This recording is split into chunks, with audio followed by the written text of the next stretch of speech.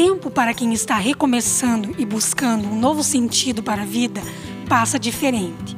Até mesmo as ações cotidianas e de trabalho ganham um novo significado. É nesse tempo de reflexão e de mudança que os meninos da Fazenda Esperança vivem. Em busca da cura da dependência química das drogas e do álcool, esses homens se tornam meninos novamente, em busca de autoconhecimento, de um objetivo na vida e na luta por seu maior sonho, reconstruir suas vidas ao lado das famílias. Na primeira reportagem da série Drogas, Esperança e Fé na luta contra a dependência, o coordenador da Fazenda Esperança em Toledo, Paulo César Rodrigues, conta como são as etapas do tratamento realizado na instituição. Para a pessoa entrar na Fazenda Esperança, ela tem que solicitar via carta. Ela tem que escrever próprio punho, dizendo assim, ó, eu preciso, eu quero, não consigo sozinho, preciso da ajuda de vocês. Manda para nós, a gente manda uma outra carta, se prepara e aí ingressa na Fazenda da Esperança, né? Hoje aqui na Fazenda, quantos internos que estão fazendo tratamento aqui? Hoje estamos com 23 internos atualmente, porque estávamos reformando uma das casas. E natural que tivemos que fechar uma casa e diminuir o número de pessoas. Então agora reabrimos, o bispo veio reinaugurar, veio abençoar a casa no domingo passado, retrasado aliás, no dia 12. E aí agora estamos acolhendo gradativamente, né? Hoje chegaram mais 2 para fazer a recuperação, então até encher a casa, né? Que é questão de pouquíssimo tempo, a procura é muito grande. E como é o tratamento aqui na Fazenda? Que tipo de acompanhamento? Como que é desenvolvido esse processo de desintoxicação, de acompanhamento espiritual, psicológico? Como que é feito o tratamento aqui? O tratamento é muito simples, né? Eles chegam, eles são amados por nós, né? A gente tenta passar esse amor de acolhê-los, né? E logo eles são impulsionados a amar também, né? E o tratamento consiste em 3 passos básicos da Fazenda Esperança, que é o trabalho, né? Tem que trabalhar aqui para se autossustentar. Nós temos diversas atividades aqui, horta, artesanato, agricultura, trabalhamos com os porcos, com o gado, enfim, vários, harmonia, cuidar da limpeza das casas, cuidar da limpeza da fazenda, né? Esse é o trabalho para se autossustentar, né? E aí eles são capazes de trabalhar sabendo que do trabalho que eles vão fazer vai gerar renda para manter eles aqui. Esse é uma perna do tripé. O outro tripé é a convivência, né? Aprender a sair daquele mundo egoísta, meu isso, meu aquilo, meu quarto, meu carro, né? E aprender a dividir com os outros na casa tudo, colocar tudo em comum, né? Mora em cerca aí de 20 pessoas em cada casa, né? Uma casa tem de 20, outra 14, então eles podem aprender a dividir tudo, né? A sua vida, as suas dificuldades, suas alegrias e também as suas coisas, né? Coloca-se tudo em comum. Depois, a mais importante que é a questão da espiritualidade, né? De buscar um Deus, de colocar a palavra em prática, de fazer a troca de experiências da palavra entre eles, né? De realmente colocar a palavra de Deus em prática, né? Que é o amor, né? Quais são as principais dificuldades que esses internos relatam? A maior dificuldade dos internos é essa questão da vivência do egoísmo. Isso é um fato muito grave, que todo mundo vem de um mundo egoísta, consumista, né? Mas aqui eles são impulsionados a dividir, né? Aquilo que eu falava há pouco aqui, né? E também uma grande dor que todos eles sentem é a questão do desamor, né? O desamor, o preconceito, a rejeição. Eu falava há pouco tempo atrás, né? A maior preocupação nossa é a questão da desestrutura familiar. Hoje, famílias totalmente desestruturadas, abaladas, cada um só pensa em si, não se para mais para sentar, para conversar, para trocar ideias, né? É muito fácil botar o filho no computador e eu ficar trabalhando, eu fazer outras coisas, né? Então, muito assim a questão da desestrutura familiar. Hoje, a gente já faz um acompanhamento, 90% dos internos, os pais são separados, né? Claro, o pai não teve culpa que ele foi um usuário de droga ou álcool. A escolha foi pessoal dele. Não podemos totalmente colocar a culpa totalmente nos pais, né? Mas, para nós, para mim, o que fica muito claro é a questão da desestrutura, né?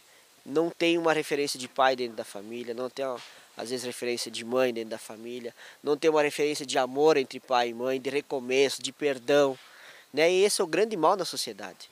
Não é que é a droga ou o álcool. Isso é só uma consequência do desamor. Eles se sentem muito mais amados lá no bar, muito mais amados lá na boca de fumo, no meio dos traficantes, do que dentro da própria casa. Os internos da fazenda têm ao seu lado na caminhada da recuperação pessoas que também vivenciaram a dependência química. Fernando Zanin é chamado de padrinho dentro da fazenda, pois tem a responsabilidade de ajudar os meninos nos momentos mais difíceis.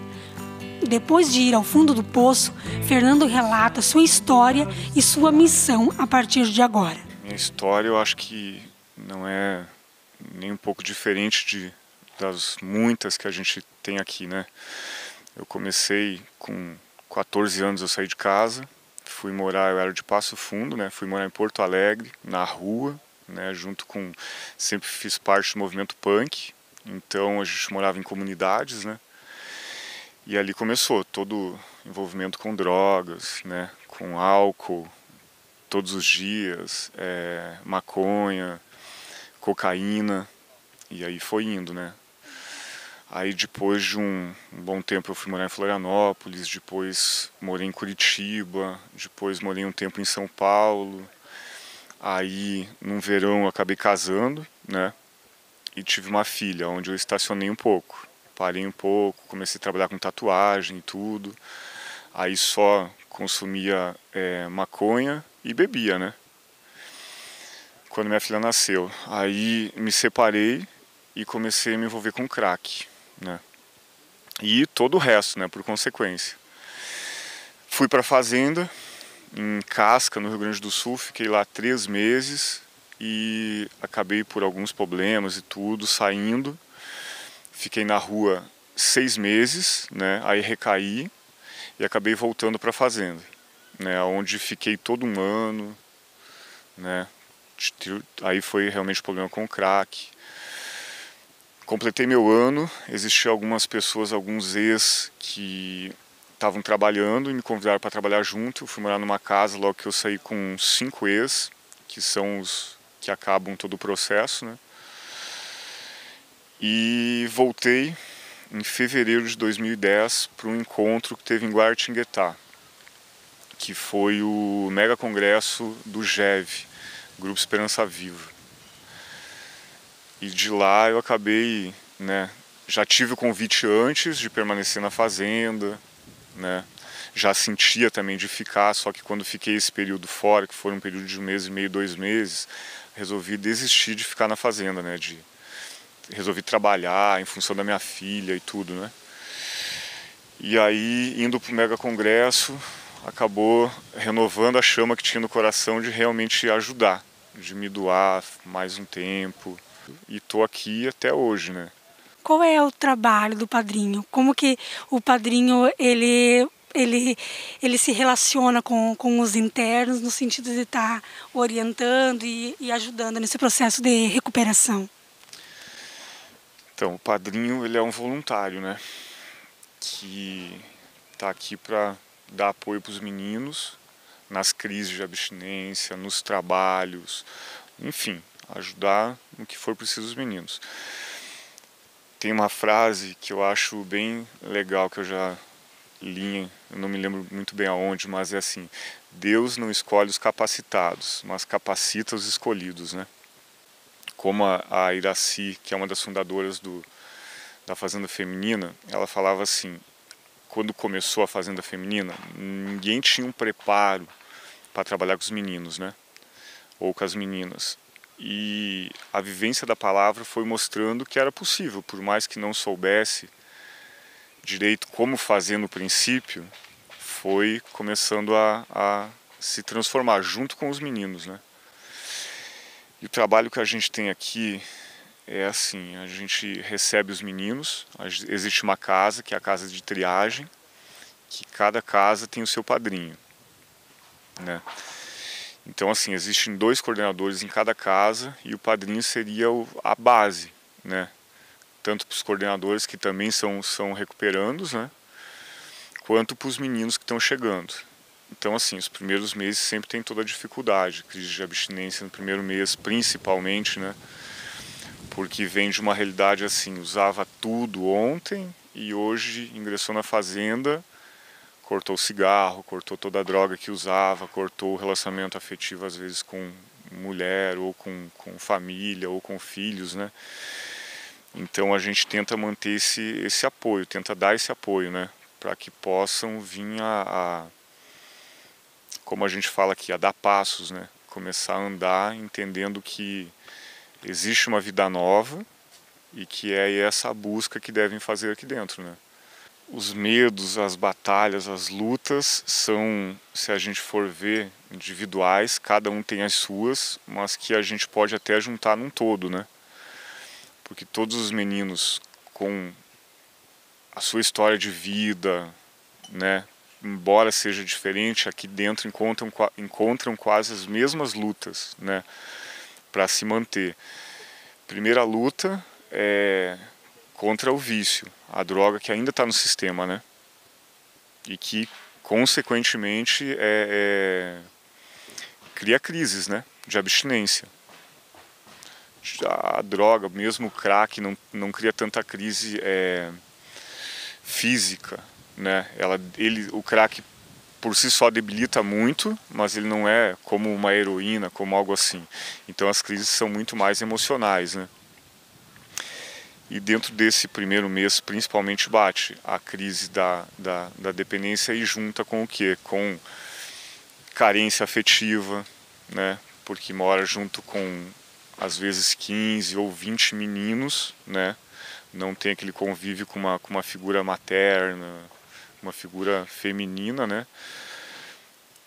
Então, assim, a luta nesse sentido acaba sendo grande. Outra luta é muitos meninos, claro, vêm de uma família que sempre morou na cidade. Chega aqui e se depara com um mundo diferente, né? Onde tem que trabalhar, com trabalhos de campo e tudo. Isso em alguns também gera uma certa crise, né?